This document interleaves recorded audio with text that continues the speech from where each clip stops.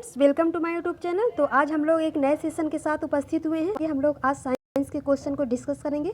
आपके टाइम को देखते हुए बहुत ही कम टाइम है आप लोगों के पास, तो इस टाइम को मैनेज करने के लिए हम आप लोगों के लिए वन लाइनर सीरीज लाए हैं। तो हम वन लाइनर में रिवीजन करेंगे।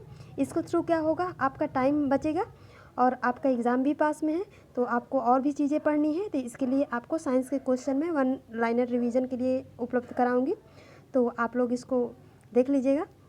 तो आइए हम लोग दो टॉपिक को आज डिस्कस करेंगे। पहला टॉपिक है वैज्ञानिक यंत्र और उसका उपयोग, प्लस इसमें एक टॉपिक और ऐड करेंगे जिसका नाम है विज्ञान की शाखाएं।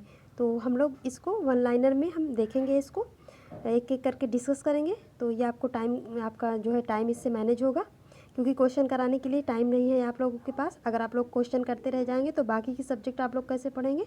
तो इसके लिए हम वन लाइनर कराएंगे आप लोगों को, तो इससे आपकी साइंस कंप्लीट हो जाएगी। तो आइए देखते हैं, हम लोग डिस्कस करते हैं क्या है इसका आगे। आई होप कि आप लोगों को विजुअल होगी ये स्लाइड, देख लीजिएगा। तो अगर आप लोग चाहें तो इसको स्क्रीनशॉट करके रख लीजिएगा। आपके अगले एग्ज़ाम में, किसी भी एग्ज़ाम में साइंस से रिलेटेड क्वेश्चन आते हैं तो उससे ये उपयोगी है आप लोगों के लिए। तो आप लोग इसे स्क्रीनशॉट करके रख सकते हैं, या फिर आप लोग इसको लिख लीजिए, क्योंकि लिखने से चीज़ें ज़्यादा याद हो जाती है। तो आप लोग लिख लीजिए, ये बेटर होगा। आप लोगों लिखते जाइए आप लोग। तो आइए डिस्कस करते हैं। पहले हम बात करते हैं बैरोमीटर की। तो बैरोमीटर क्या होता है? बैरोमीटर एक यंत्र होता है। तो ये क्या मेज़र करता है? ये वायुमंडलीय दाब को मेज़र करता है।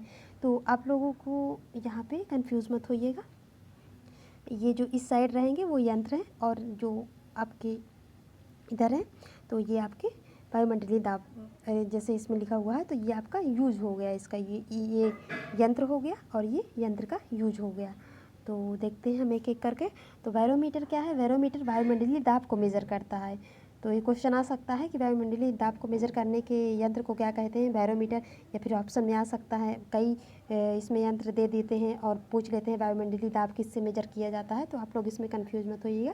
बैरोमीटर वायुमंडलीय दाब को मेज़र करता है। और फेरोमीटर क्या करता है? ये कहता है समुद्र की गहराई को, जो समुद्र में गोताखोर लोग होते हैं वो क्या करते हैं, समुद्र की गहराई को मेज़र करते हैं। तो ये क्या करते हैं, किसके थ्रू किया जाता है? ये फेरोमीटर के द्वारा मेज़र किया जाता है। लैक्टोमीटर, तो ये लैक्टोमीटर क्या है, ये आपको ऐसे याद हो जाएगा। लैक्टोज शुगर जो होती है आपकी दूध में पाई जाती है, तो ये दूध की शर्करा लैक्टोज शुगर होती है।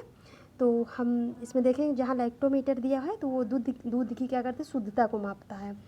तो इसकी प्योरिटी को मेज़र करता है, मिल्क की। एंड नेक्स्ट क्या है, स्टेथोस्कोप है। तो ये क्या करता है, ये मेज़र करता है आपके लंग्स एवं हार्ट की गति को मेज़र करता है।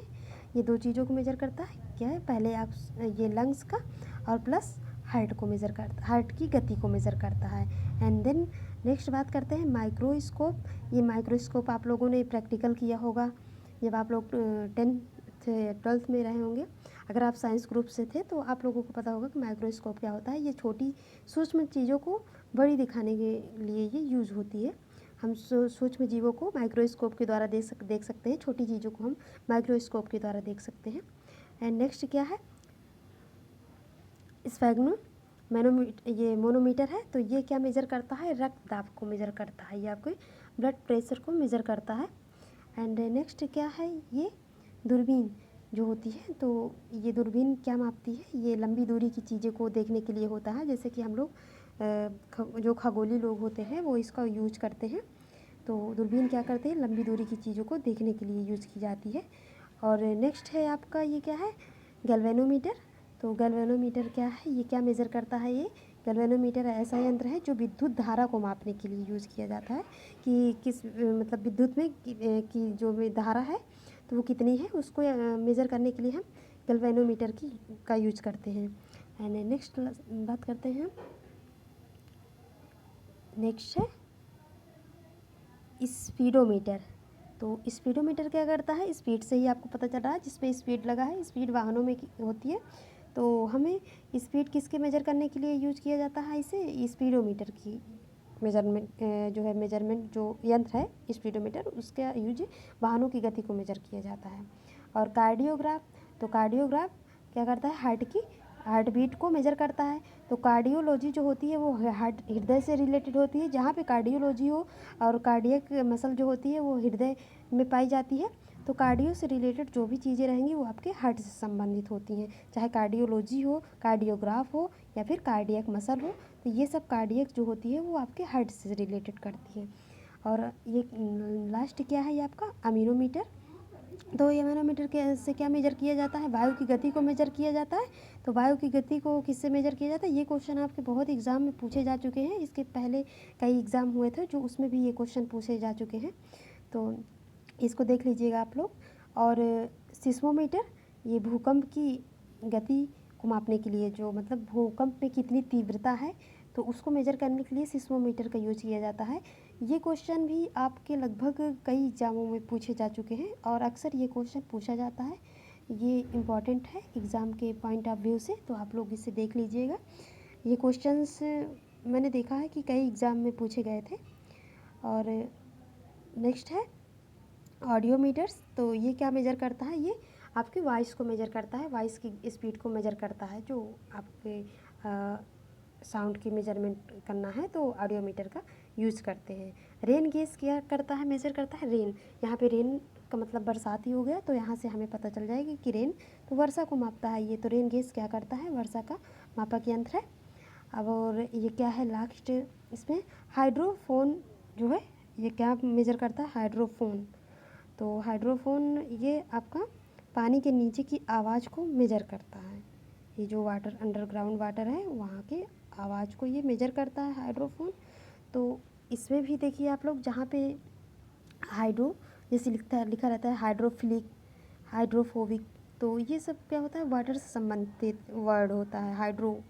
तो ये वाटर से संबंधित, जैसे यहाँ पे हाइड्रोफोन लगा है, अभी आप हाइड्रोफिलिक कहेंगे तो हाइड्रोफोबिक, हाइड्रोफिलिक, तो ये सब क्या है, वाटर से संबंधित होते हैं। तो आप लोग इसे याद रखिएगा। और नेक्स्ट बात करते हैं हम लोग अब कि विज्ञान की शाखाएं और हम उसे क्या कहते हैं, तो उसको हम आइए डिस्कस करते हैं। तो नेक्स्ट टॉपिक है ये आपका, ये इसमें इन्वॉल्व किए हैं हमने विज्ञान की शाखा और इसका विषय। तो आइए हम इसको देखते हैं। तो देखिए ये इकोलॉजी, ये क्या इसे हम, ये किसकी शाखा है, तो ये पारिस्थितिक अध्ययन को हम इकोलॉजी कहते हैं। और एनाटॉमी, मानव शरीर की संरचना को जो है हम एनाटॉमी का नाम देते हैं। जो मानव शरीर का अध्ययन होता है वो क्या कहलाता है, एनाटॉमी कहलाता है। न्यूरोलॉजी क्या होता है, वो नाड़ी स्पंदन से संबंधित जो स्टडी होती है उसको न्यूरोलॉजी कहते हैं। और एग्रोनॉमी क्या होता है, ये स्टार्स और जो ग्रह होते हैं उससे संबंधित जो अध्ययन होता है तो उसको हम लोग एग्रोनॉमी कहते हैं। एंड नेक्स्ट है हार्टिकल्चर। तो हार्टिकल्चर क्या किससे रिलेट करता है, ये आपके बागवानी से रिलेट करता है। ये बागवानी का अध्ययन जब करते हैं तो उसे हम हार्टिकल्चर कहते हैं। पैथोलॉजी क्या होता है, रोगों का अध्ययन, पैथोलॉजी रोगों का अध्ययन, तो ये कॉमन है पैथोलॉजी, तो ये आपके रोग से संबंधित है। डेमोग्राफिक, ये क्या करता है, ये किससे रिलेट करता है, ये आपकी जनसंख्या के अध्ययन से रिलेट करता है। और कुछ चीज़ें हैं जैसे कि अगर ये तो आपका विज्ञान की शाखाएं और विषय से संबंधित था। जैसे अभी पूछ लेगा आपका, जैसे सेरीकल्चर हो गया तो वो आपका सिल्क से रिलेट करता है।